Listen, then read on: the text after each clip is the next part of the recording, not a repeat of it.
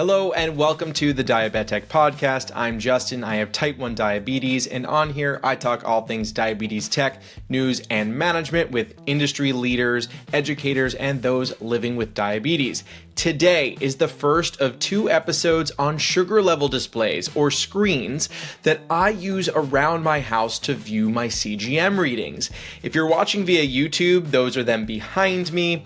Some of you may know the one I'm talking about today. I've made various videos on social media, some of them have blown up, and it is called Sugar Pixel. Sugar Pixel has a screen that is about 3 by 7 inches that displays CGM levels in some cool ways. I've got one on my desk that I glance out when I'm in like Zoom meetings, and the cool thing about it is that you can even display 2 people's sugar levels at one time. It has optional audio alerts with a snooze button, and it even has an app where you can customize its screens and settings. We'll get into all that today.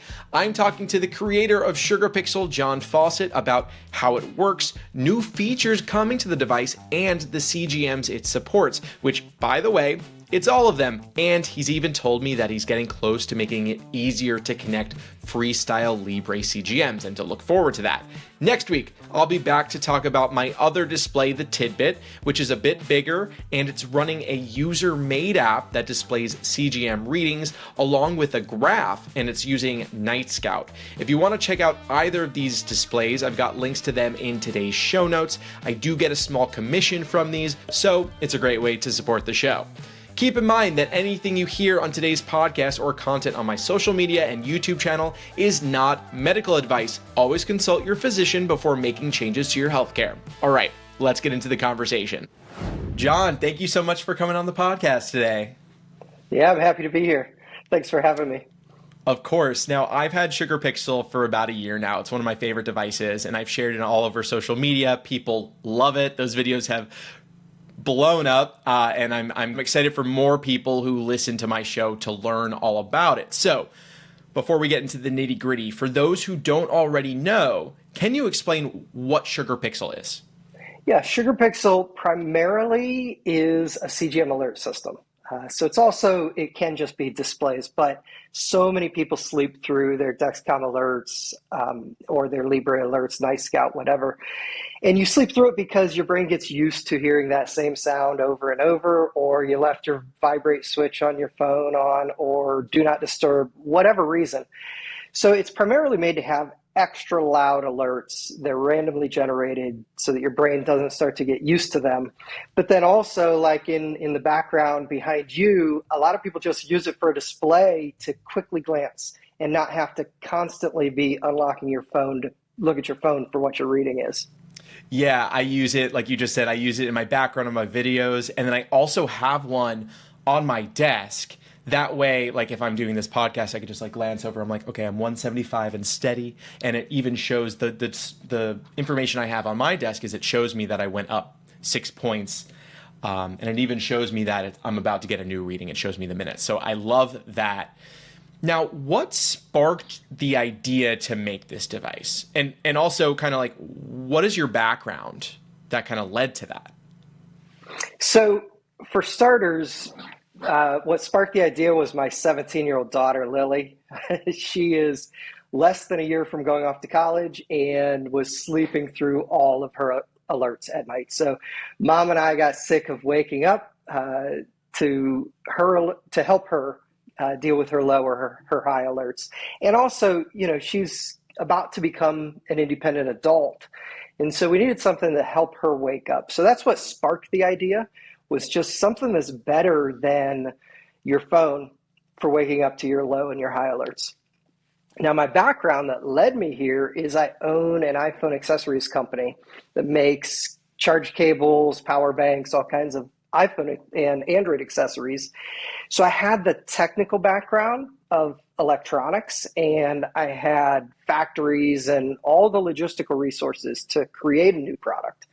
So I sort of stole the resources of my other company to create Sugar Pixel. Now, you kind of told me this, we were just chatting before this, about why this device specifically could be more useful to people, like the ease of use. Can you kind of tell me more about that? Yeah, I I came from in the type 1 community. I came out of the DIY space. My daughter looped for 3.5 years, DIY loop, and I wrote a loop follow app for parents and caregivers, and I wrote a bunch of the loops patches that people now apply, and even the build script that it made building loops simpler. So I came from this DIY space, and my mentality with SugarPixel was there's so many DIY tools that are out there to help with management and even day-to-day making diabetes easier. But a lot of people either don't have the time, the resources, or the energy to figure out the DIY tools. So I wanted to bring those benefits to the average person, where you can just plug it into the wall, open an iPhone app, and start configuring it to have these tools that the DIY space has had available for years now. Now, let's get into, before we get into like how all like the awesome features, let's talk CGMs and compatibility. Let's start with Dexcom. How easy is it to set up your Dexcom to SugarPixel, your Dexcom levels? It's super easy. In the app, you just select that you want to connect to Dexcom, and then you enter your username and password, the same one you'd use for Clarity, and then it connects. And I'm going to jump in here now because I have news that you may or may not know. But so we are in live beta testing with my blood sugar for Libre direct connection. So I'm expecting a public beta within the next month. You can currently connect to Libre by using the free Guru app as sort of a middleman. Guru connects to your Libre LinkUp account, and then it essentially provides a free Night Scout URL for you to use. So you can do it today, but we're testing, just type your Libre LinkUp login into the SugarPixel configuration, just like you would with Dexcom, and then it will pull directly. Okay, lots of questions are popping up now. Libre 2 and 3? Both Libre 2 and 3? So I like to say it as, if your Libre provides updated readings in the LinkUp app without having to scan, then it'll work with SugarPixel. If you have to scan, or if the LinkUp app does not show the readings and only gives you alerts, then that Libre version won't sync with SugarPixel. And the reason I explain it like that is because I've started to see there's some differences with different countries in how the system works in each country.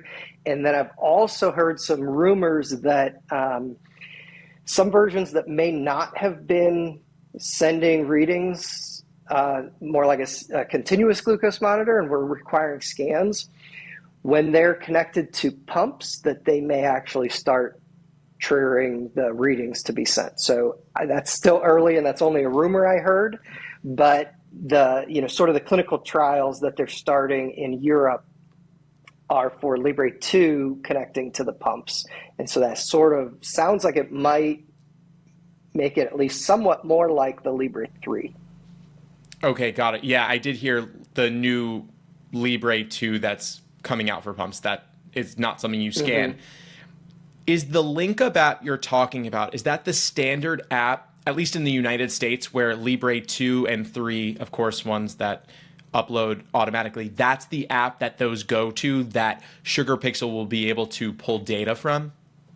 Yeah, the simplest way to explain that for Dexcom people is it's the same as the Dexcom Follow app, basically. It's Libre's version of the Dexcom Follow app. Okay, and then I'm guessing with Libre 3, you're telling me the SugarPixel is going to update every minute, or is it still only going to do 5 minutes? We are working to get it to be every minute, or because the internet, it has to go from the CGM wearer's phone to the cloud, then down. So, between a minute and a minute 30 is probably about how long you can expect. But yes, we are working on that update faster. Okay. Yeah, Libre. I'll accept a minute 30. That's cool. Now let's real quick cover the Guru app you mentioned that already exists. So The Night Scout app I'm using, for those who are listening, Night Scout's this medium that can be used to transfer glucose data to other applications. At least that's my interpretation of it. I use it currently, and I'm using someone who's like keeping my site running for $5 a month. You're telling me Gluru is available for free? They create this Night Scout app, and it's somewhat simple to use? Yeah, so Gluru is sort of a kitchen sink diabetes management app. It has everything from like caregivers texting their children, "Hey, take 5 carbs," and the children texting back, "Yeah, I did," to pulling in CGM data and giving you all of this sort of in a Night Scout compatible backend. So it's just an app you install on your phone, but then it has basically a Night Scout compatible URL that you can use to plug into SugarPixel so that you can integrate Gluru with SugarPixel. Gotcha. How do you spell Gluru? Gluroo. Okay, great. And this is something you can download on the App Store for iPhone and Android? Correct. Okay, fantastic. Is it possible to get Eversense readings using Night Scout on SugarPixel? For those who are listening, Eversense is the implantable CGM. I made a video on YouTube about it. You should go check that out. So Eversense and Medtronic, I'll mention together. There are methods to integrate those readings into Night Scout. So if you go, the simplest way is to go to the help page on Custom Type 1 and search for CGM. And we list our links, and we have some links directly to the Night Scout page that describes every CGM and how to set it up for Night Scout. So on that link, you'll find how you can set up Eversense, how you can set up Medtronic. Most of them require like a custom version of Xtrip on Android to be able to, sort of be that uploader into Night Scout. Yeah, it sounds like we're in need of a how-to video, which I think is something that I can create. So those who are listening a month from now, from release, hopefully I'll have a video up kind of explaining how to do all of that, because I think that that would be really helpful for both your device and another device, the Tidbit, which I'm also going to be, I'm going to have an episode all about, which is also a fun display. Now, tell me a little bit about the different types of screens and the info that you can see on the display. Yeah, so we tried to make SugarPixel flexible, and flexible everything from the alarm settings to the display settings. And it is also software updatable right through the app over the air. So when a new features come out, you click a button in the app and it installs those new features. So we do have even new displays coming out that I'll mention also. So the primary display is blood glucose, trend arrow, and then your delta. And for people that aren't used to that, it's a plus or minus number that is how much you change from the last reading to the current reading. So that's useful, especially with a lot of the algorithm pumps.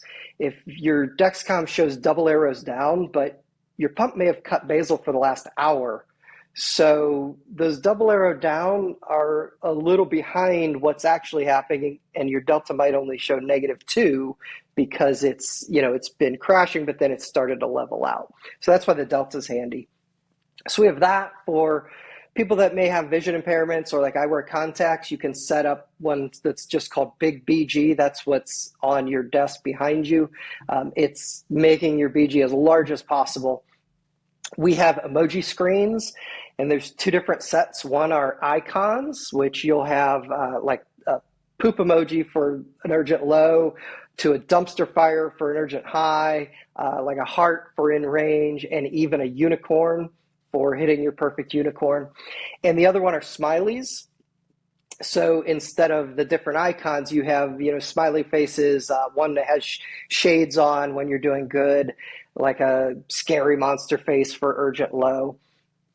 And then some simpler ones, such as one that's just a color-coded clock. if you just want the time of day with a color code, or even just a full color.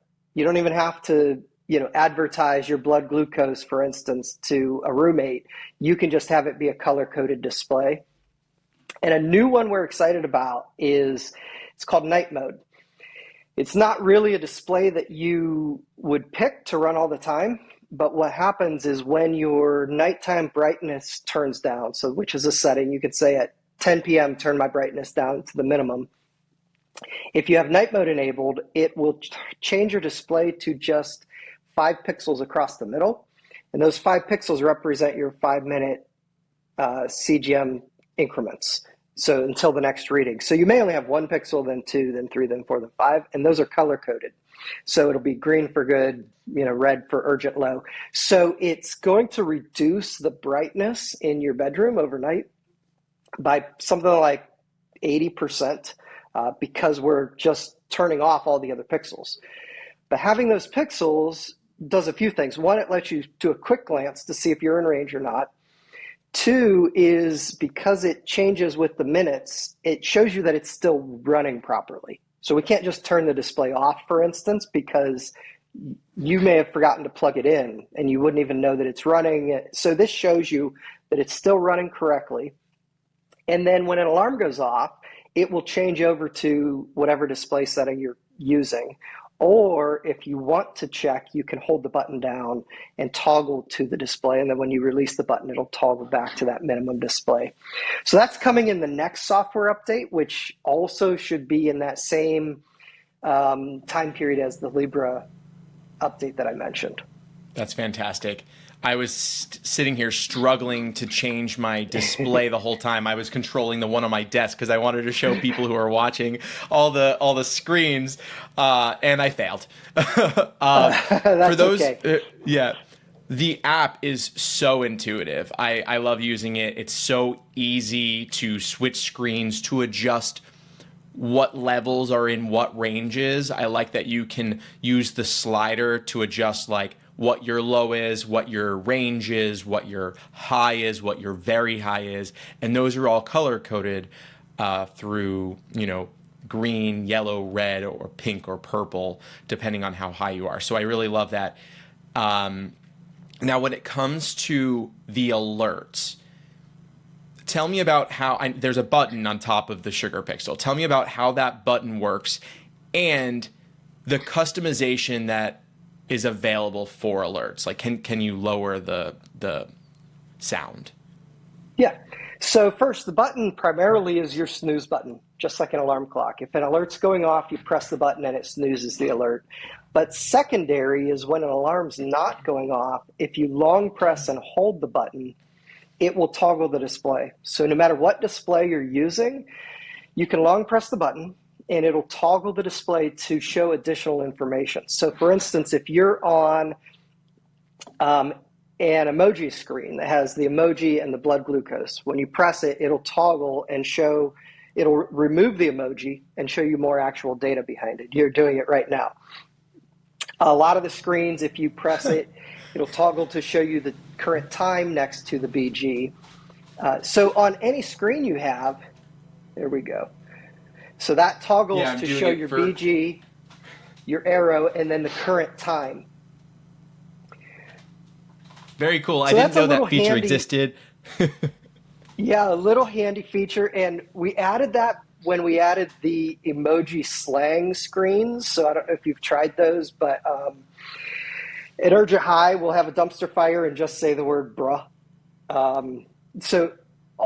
We have a bunch of different slang that goes along with it. The slang is color coded. Diabetes doesn't always have to be mundane and data driven. There's times when you just need something simple. So on those, because it doesn't display the BG, you long press it and it'll show the actual BG so that you can still access it easily. Now, with the button and with alerts, how those interact, because we're considered a secondary system by the FDA, we don't have the same restrictions as like the primary Dexcom app where you can't disable an urgent low, for instance, and you have to have things within certain settings. So The low and the high and no data alerts can all be enabled or entirely disabled. A lot of people just have it on their desk in the office and don't want any alerts. They just want it for the quick glance. So for those alerts, when you enable them, low and high can be set to any value you want between 40 and 400, the whole range of basically what your Dexcom is giving you. Because some people have time periods where they want to change it and, they're running extra low, basal's too heavy, whatever, and they want their low they want to be notified at like 120 instead of 70 just because of other things that are going on. So those are all easily changeable. And then each has a snooze option along with it that is minutes. So for instance, if you have your low set to 70 with 15 minutes for the snooze, if the alert goes off under 70 and you press the snooze button, it's not going to alert for the next 15 minutes. And then after 15 minutes passes, if the blood sugar is still under 70, it'll alert again. So if it's now over 70, you won't get that second alert. Now, each sugar pixel comes with a vibrating puck that plugs into the back, a very long cord. Tell me about that. What is that puck used for? So that puck goes under your pillow. So I actually put it under the fitted sheet on the bed so that it's not moving around with the pillow. And it basically, as your head compresses on the pillow, those vibration patterns go, you just feel them right up into your head. And it's for the alerts. So in the alert settings, you can choose if you want audio alerts, vibration alerts, or both. So for instance, for my alerts, I just use the vibrating puck. That's plenty to wake me up. For my daughter, she sleeps like the dead. So she uses audio on high and vibration to wake her up. And I mentioned audio on high. The audio has a low, medium, or high volume setting that you can use to decide, how loud you want the alerts. Okay, gotcha. Is there any other customization on Sugar Pixel through the app that we haven't really covered yet? There is, and I'm just thinking through it, day and night brightness modes. I briefly touched on that. So you can have the brightness automatically increase during the day and decrease at night. There's also what we call quiet hours. So for instance, if this is in your bedroom on your nightstand, you don't want those alerts going off in the day when nobody's home. So you could set your quiet hours from the time you wake up until the time you go to bed, and Sugar Pixel won't ever alert during that time of day. Also in the app is a feature called Remote Snooze. So this is if you are in another room of the house and the alert goes off, you can log into the app and remote snooze an alert from a distance just over Bluetooth. The other benefit to that feature is you can use it as a pre-snooze. So for instance, if the alert goes off and you in the middle of the night and you get up and you treat, but you don't want to wake up your spouse in 15 minutes if it still goes off, you can go in and change that snooze to pre-snooze it for an extra amount of time rather than what the snooze button would do. Like if the snooze button is 15 minutes, I could go in and pre-snooze it for 30 minutes or 60 minutes while I'm up and actively treating the low. People also use that for vacations. You can pre-snooze it up to 30 days. So if you're going on vacation for 10 days, pre-snooze it when you leave, and that way when you return, you don't have to remember to plug it back in or do anything. It just automatically will unsnooze at that designated time period. Okay, got it. Quick question. So you just updated the Sugar Pixel from the matte screen to a more glossy screen. Am I crazy? But does this display get more dim if you want it to than the old display? To me, it seemed like it did, which I really like. The reason we updated it is we worked on both the LED panel itself as well as the front acrylic lens piece, and there's a diffuser piece between the sandwich between those that diffuses the light. And so we worked on all three of those to try and achieve a lower brightness level. That was one of the main goals. It had some other benefits. It improved the color neutrality of it. So the whites are more white, not, a slight red shift. And the edges of each individual square is a little crisper, you've probably noticed. But one of the prime benefits is we measured it with some light meters. We were able to get it down by probably about 10% when you're using the minimum brightness level. Okay. And the next software actually will have, we're reworking the minimum brightness to be able to achieve an even lower level, which should be about a 30% additional decrease in overnight brightness. Wow, that's fantastic. I'm very excited for that because I do like a dark room. With the older model, it was just a little too bright for my room, but I left it up because it was really nice to have. But the new one I've really enjoyed for how dim it gets, and that sounds great, even 30%. Now, for listeners outside the US, I see on your website there's the US version, and then there's a DIY hardware kit for people outside the US. What is that? What makes it different? The only difference is that the software is not pre-installed on the Sugar Pixel. And it's really, we're a startup, we're a small company. So having to work through the FDA's requirements was daunting enough. But then you start looking at medical requirements for all kinds of different countries, and all of a sudden that just goes through the roof with the resources required. So we took sort of this hybrid DIY approach of the hardware is fully assembled. The hardware is identical, fully assembled, pull it out of the box, but the software needs downloaded from our website and installed. But good news with that is we have been working country by country over the last few months to see what requirements we need.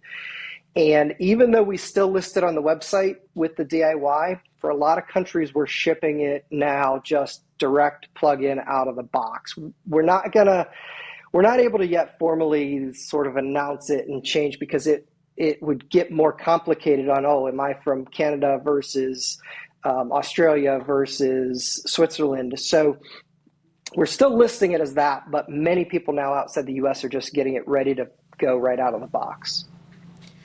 Cool. So you mentioned FDA a couple times. Did you work with the FDA to get this cleared in some way? Like, how much involvement did the FDA have in this device?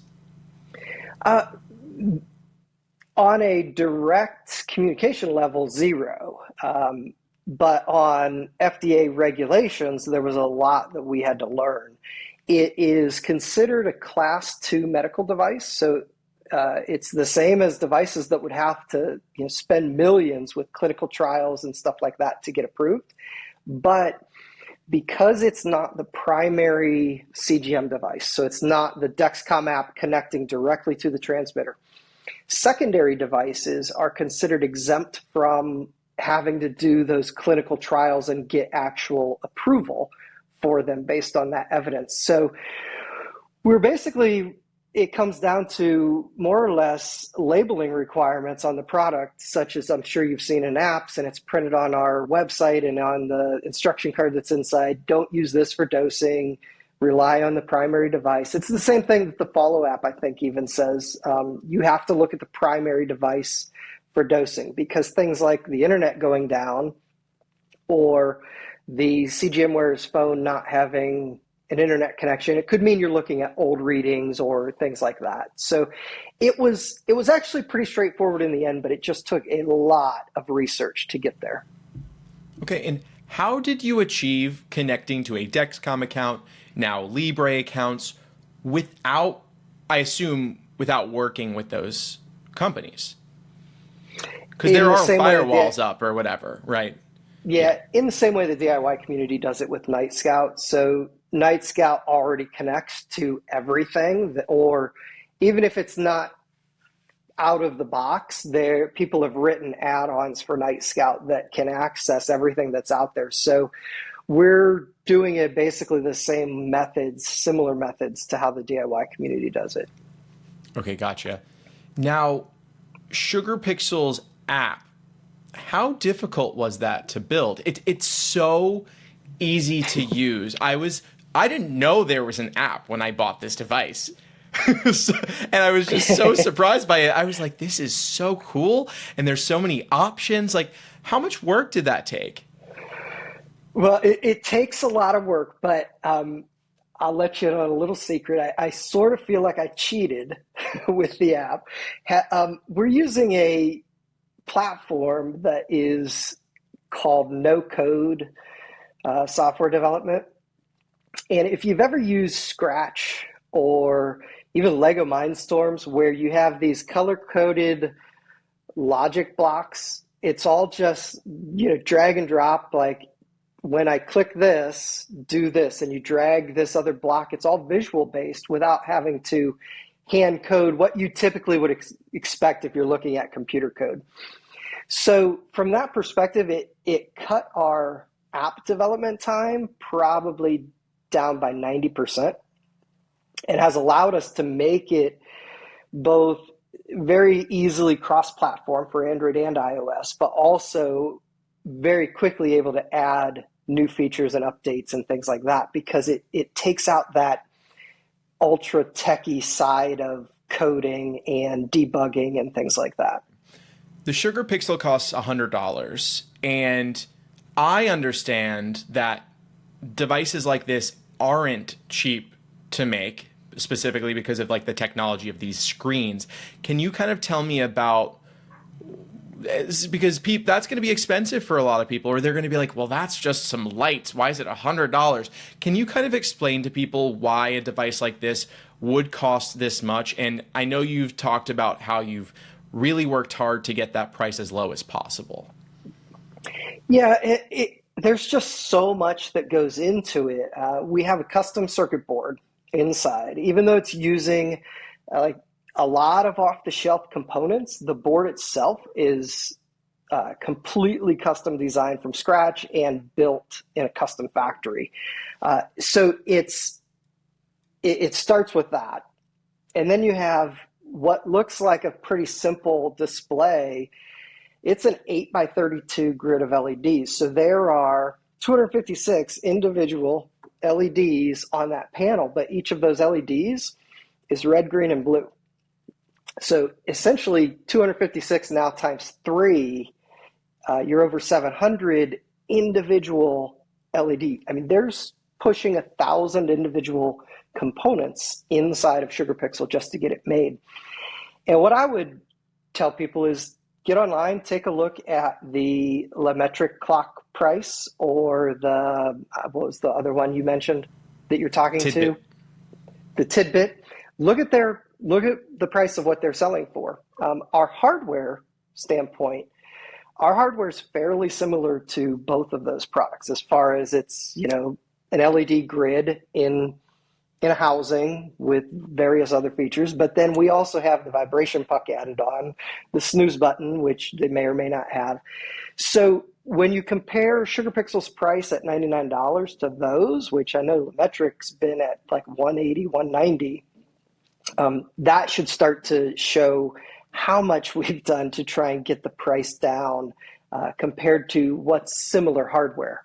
We kind of talked about this earlier with like how you haven't necessarily needed to work with companies to get this to work. But what would you like to see in this industry from these companies in the future with like interoperability and working with people like you? What I really think needs to happen is for CGM devices and even pumps to all get together and come up with a standards for data interoperability. We can do it with everything else in this world where here's the format for the data. Is, the first field tells it what it is. Is it an insulin dose or a CGM reading or a blood pressure reading or number of steps from your smartwatch?